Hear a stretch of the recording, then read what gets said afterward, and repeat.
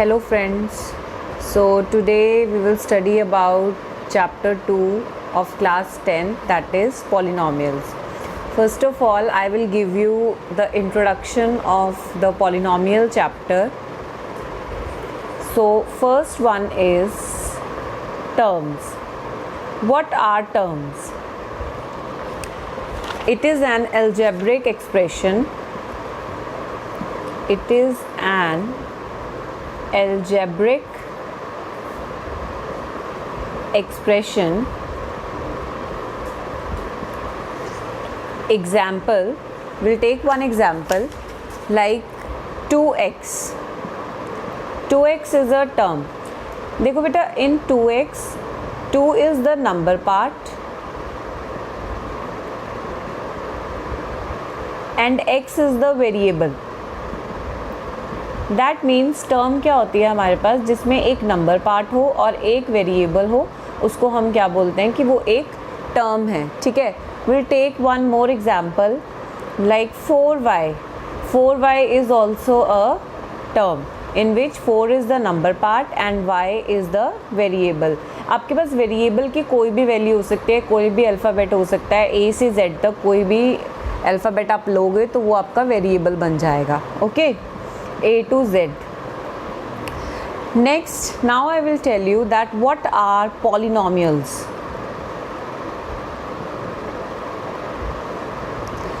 देखो बेटा, it is a chain of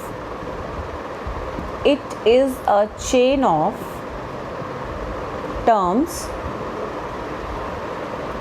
using different operations. मैंने क्या लिखा है कि it is a chain of terms using different operations. अभी मैं आपको बता के हटी हूँ ऊपर कि टर्म क्या होता है जिसमें एक नंबर पार्ट हो और एक वेरिएबल हो. So let us take one example. 2x is a term, plus का साइन लगा लिया. ऑपरेशन का मतलब यहाँ पे क्या है, plus minus divide multiply like this. So 2x is a term, मैंने बीच में प्लस का साइन लगाया. 2y इज़ अ टर्म, फिर मैंने माइनस का साइन लगा लिया. 3z is a term. तो हमारे पास ये एक क्या मिल गई, this is a polynomial. So it is a chain of terms using different operations. Example 2x plus 2y minus 3z. You can take more examples. 2x plus 5. अब देखो, मैंने ऊपर बताया आपको कि टर्म्स क्या होती है जिसमें एक नंबर पार्ट हो और एक वेरिएबल हो. अब मैंने यहाँ पे 2x is the term, 5 is also a term. कैसे, देखो मेरे पास ये 5 है, क्या मैं 5 को लिख सकती हूँ 5x रेज़ टू पावर 0. ये नंबर पार्ट हो गया आपका. ठीक है. x आपका वेरिएबल हो गया, पर वेरिएबल की पावर यहाँ पे कितनी है, 0. और किसी की पावर भी 0 क्या होता है आपके पास, 1. तो इस केस में फिर 5 इंटू एक्स की पावर 0 आपके पास क्या बन जाएगा, 5. सो 5 इज़ ऑल्सो अ टर्म. ठीक है. जैसे इसमें आपके पास जो वेरिएबल है उसकी पावर 1 है, तो यहाँ पे वेरिएबल की पार्ट आपके पास पावर 0 होगी. तो दैट मीन्स 5 इंटू एक्स की पावर 0 कितना हो गया आपके पास, 5. इज़ दिस क्लियर बेटा? So next will move on to the classification of polynomials. Classification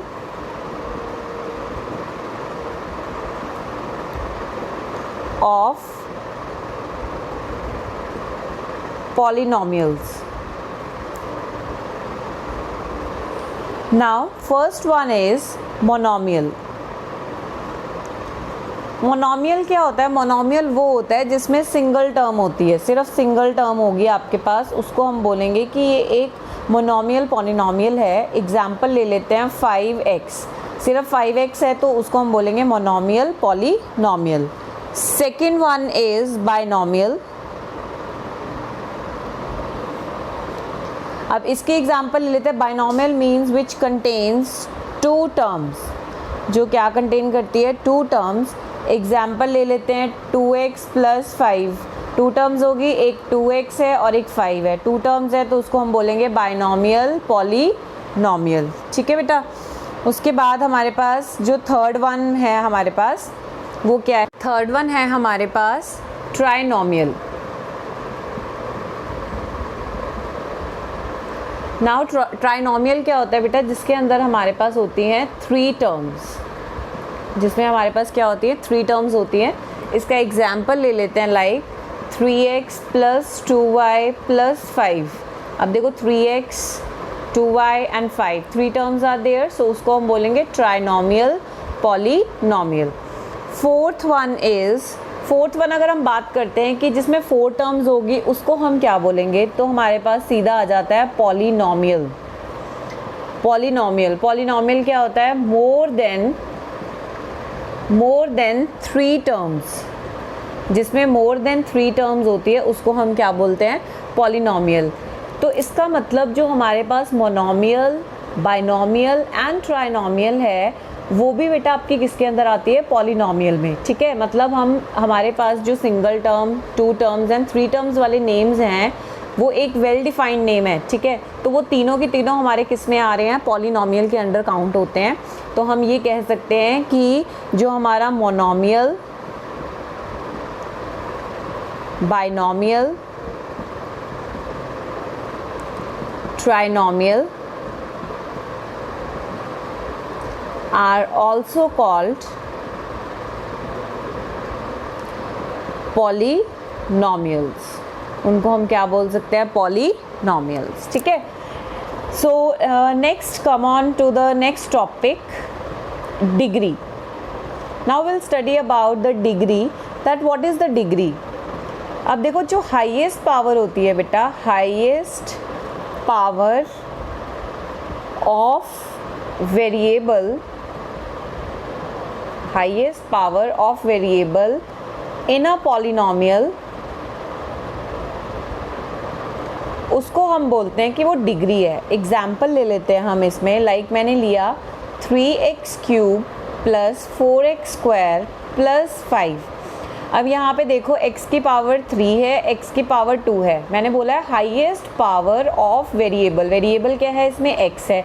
तो x की पावर एक 3 है, एक 2 है, तो हाईएस्ट कौन सी वाली है, 3। तो दैट मीन्स इस वाले पॉलिनोमियल की आपके पास जो डिग्री है वो कितनी हो जाएगी आपके पास, 3। Okay, will take one more example, -4x² + 4x4 + 4x5। अब ध्यान से देखो वेरिएबल क्या है इसमें, x is the variable and highest power कितनी नज़र आ रही है आपके पास, 5 इज़ द हाईएस्ट पावर। तो इसकी डिग्री भी कितनी हो जाएगी आपके पास, 5। Highest power is 5, so degree is 5। Is this clear. Now we classify polynomials according to the degree। okay, so let us classification of polynomials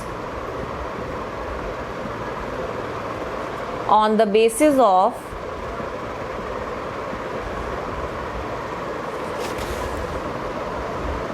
degree। first one is, अगर आपके पास डिग्री 1 होती है बेटा, अगर आपके पास डिग्री 1 है, लाइक एग्जाम्पल ले लेते हैं हम 2x + 5। इस केस में आपके पास डिग्री कितनी है, x वेरिएबल है, उसकी पावर कितनी है, 1। तो जब डिग्री 1 होती है तो उसको हम बोलते हैं linear polynomial. When degree is 1 it is said to be as linear polynomial। Second one is, अगर आपके पास जो डिग्री है वो आपके पास 2 हो जाए। एग्जाम्पल लेते हैं 4x² + 3x + 5। अब देखो हाईएस्ट पावर कितनी है, x वेरिएबल है, हाईएस्ट पावर कितनी है आपके पास, 2। ठीक है, जब डिग्री 2 होती है तो उसको हम बोलते हैं क्वाड्रेटिक पॉलिनोमियल। उसको हम क्या बोलते हैं, quadratic polynomial. Next come on to third one, degree 3। Example ले लेते हैं डिग्री 3 का। अब डिग्री 3 बना देते हैं, 4x³ + 4x² + 3x + 5। Highest power कितनी है, 3। So degree is 3, so it is known as cubic polynomial. इसको हम क्या बोलते हैं, cubic polynomial. Come on to fourth one, जब डिग्री आपके पास होती है 4, जब डिग्री आपके पास होगी 4, इसका एग्जाम्पल हम ले लेते हैं। लाइक मैंने एग्जाम्पल लिया आपके पास 4x4 plus 3x³ plus 2x plus 5 suppose करो। इसमें बस हाईएस्ट देखना है आपको, हाईएस्ट कितनी है, 4 है आपके पास, तो 4 हाईएस्ट पावर है आपके पास, तो इसको हम बोलते हैं बाय क्वाड्रेटिक पॉलीनॉमियल। इसको हम बोलते हैं बाय क्वाड्रेटिक पॉलीनॉमियल। तो ये आपके डिग्री के बेसिस पे क्लासिफिकेशन है पॉलीनॉमियल्स की। अब मैं एक और एग्जांपल लेती हूँ। लाइक मैंने एग्जांपल लिया 4x⁴। अगर मैं बात करती हूँ कि ये कौन सा पॉलीनॉमियल है, तो आप इसको क्या बोलोगे, ये एक बाय क्वाड्रेटिक पॉलीनॉमियल है। ये बाय क्वाड्रेटिक पॉलीनॉमियल क्यों है, क्योंकि इसमें x वेरिएबल है और उसकी पावर कितनी है आपके पास 4। अब आप पूछोगे कि इसमें तो और टर्म्स तो है ही नहीं आगे, जो हमने जैसे इसमें हमने x³ वाली टर्म भी ली है, x वाली टर्म भी ली है, कांस्टेंट भी लिया है, इसमें तो टर्म नहीं है। वो सारी टर्म्स बेटा क्या है, इस केस में हमारी सारी टर्म्स ज़ीरो हैं। एक तरह से सारी टर्म्स इसमें एग्जिट कर रही हैं, like 0x³ plus 0x² plus 0x plus 0। मतलब जो हमारे पास x³ का कॉफिशिएंट, x² का कॉफिशिएंट, x का कॉफिशिएंट, वो सारे क्या हैं 0। तो हम 0 कभी भी शो नहीं करते, तो हमारा सिर्फ ये क्या बना 4x⁴। That means it is a by quadratic polynomial. मैं एक और एग्जांपल ले लेती हूँ। लाइक मैंने लिया यहाँ पे 4x²। अब मैं बात करती हूँ कि जो 4x² है वो क्या है। 4x² मेरा एक क्वाड्रेटिक पॉलीनॉमियल है। कैसे क्वाड्रेटिक पॉलीनॉमियल है, क्योंकि इसके अंदर भी हमारे पास क्या है, जो x वाली टर्म है वो आपके पास कॉफिशिएंट जो है x का वो 0 है, और आपकी जो कांस्टेंट वाली वैल्यू है वो भी क्या है आपकी 0। That means 4x² is a quadratic polynomial. आपको सिंपली डिग्री देखनी है, x तो एग्जिट कर रहा है यहाँ पे, और x की पावर कितनी है आपके पास 2। सो it is a quadratic polynomial. Is this clear बेटा? Students, let us start with the exercise 2.1 of chapter 2. The first question of exercise 2.1 is the graph of y is equals to p of x are given in the following figures for some polynomials p of x. Find the number of zeros of p of x in each case. We have to find the number of zeros of p of x in each case. जो आपके पास p of x है वो एक polynomial है, वो अब आपको graph पे क्या किया गया है, रिप्रेजेंट किया गया है। आपको फाइंड आउट करने हैं कि इसके ज़ीरोज़ कितने होंगे, ठीक है। तो अब हम ये करते हैं, ज़ीरोज़ कैसे होगा। अब यहाँ पे p ऑफ x की बात की गई है, तो p ऑफ x में जो आपके पास ग्राफ गिवन होगा, जितना वो आपको x एक्सिस पे कट करेगा, जितने टाइम्स वो कट करेगा, उसको हम क्या बोलेंगे कि वो आपके उतने ज़ीरोज़ हो जाएंगे। लाइक इन फर्स्ट ग्राफ आपके पास ये x एक्सिस है और ये y एक्सिस है। जो ये लाइन है ये x एक्सिस को कट कर रही है, ये x एक्सिस को कट नहीं कर रही। तो इस केस में हमारे पास नो ज़ीरो, कोई भी ज़ीरो नहीं है इसमें। अब इस पे सेकंड पे आ जाओ, x एक्सिस को कहाँ पे कट कर रही है ये लाइन, यहाँ पे। तो दैट मीन्स कितनी ज़ीरोज़ होंगी 1 0। उसके बाद इस पे आ जाओ थर्ड वन पे, ये कहाँ कहाँ कट कर रही है 1 2 3। तो इस केस में कितनी ज़ीरोज़ होगी 3 ज़ीरोज़। नेक्स्ट आ जाओ फोर्थ वन पे। इस ग्राफ में एक्स एक्सिस पे कितने पॉइंट्स पे कट हो रहा है 1 2। तो इस केस में कितनी होगी 2 ज़ीरोज़ होगी आपके पास, ठीक है। यहाँ पे कितनी बार कट कर रहा है 1 2 3 4। तो जब एक ग्राफ में एक्स एक्सिस पे 4 पॉइंट्स पे कट करेगा तो उसकी कितनी ज़ीरोज़ होंगी 4 ज़ीरोज़। एंड लास्ट में देखो बेटा, अगर वो कट नहीं करता, उसे टच भी कर रहा है, तो उसको भी हम काउंट करते हैं। लाइक 1 2 3 पॉइंट्स पे कर रहा है, तो इसकी कितनी ज़ीरोज़ होगी 3 zeros. This is very easy concept. Is this clear? अब देखो बेटा, ये क्वेश्चन था आपके पास कि graph of y is equals to p of x। इसके ऑपोजिट भी आ सकता है आपके पास। लाइक आपके पास आ जाए कि x is equals to p of y। अगर आपके पास x is equals to p of y आ जाएगा, तो वो बोलेगा कि are given in following figures for some polynomials p of y। Find the number of zeros of P of Y. अब जब आपको वो पी ऑफ वाई की ज़ीरोज़ निकालने के लिए बोलेगा तो फिर आप ये देखोगे कि वाई पे कितनी बार कट हो रहा है, तो वो आपका नंबर ऑफ़ ज़ीरोज़ को रिप्रेजेंट करेगा। लाइक अगर मैं बात करती हूँ कि number of zeros P of Y की निकालो, ठीक है, तो फर्स्ट केस में y को ये लाइन कहाँ पे कट कर रही है, ओनली वन पोजीशन पे कट कर रही है, वन पॉइंट पे कट कर रही है, तो मैं बात करूँगी कि इसकी ज़ीरोज़ कितनी है, 1 0 है। इस पे आ जाओ, अगर मैं बात करती हूँ यहाँ पे y को कितने पॉइंट पे कट कर रही है, तो सिर्फ 1 पॉइंट पे, y एक्सिस को देखना आपने 1 पे, तो इसकी 1 0। अगर मेरे से उसने पूछा है find the number of zeros of p of y, is this clear बेटा? This is very easy concept. So similarly you can do the next part also. यहाँ पे अगर हम थर्ड पार्ट में बात करते हैं कि y पे कितने टाइम पे कट कर रही, किस पॉइंट पे कट कर रही है, ओनली 1 पॉइंट पे। उसके बाद यहाँ बात करते हैं तो कोई पॉइंट पे कट नहीं कर रही, तो 0 ज़ीरोज़ हो गए इसके। यहाँ पे भी 1 पॉइंट पे कट कर रही है तो 1 ज़ीरोज़ हो गया, और यहाँ पे भी 1 पॉइंट पे कट कर रही है तो यहाँ पे भी कितना हो जाएगा आपका 1 0। Is this concept is clear? This is very easy concept. So do some more examples related to this.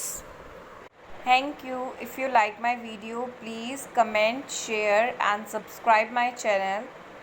And now we'll meet in the next video, that is exercise 2.2.